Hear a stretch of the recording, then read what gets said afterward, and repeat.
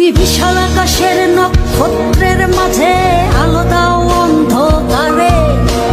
কোটি কোটি মানুষের হৃদয়ের কম্পন আমাদের দেশটা জুড়ে। এখনো কৃষক শ্রমিক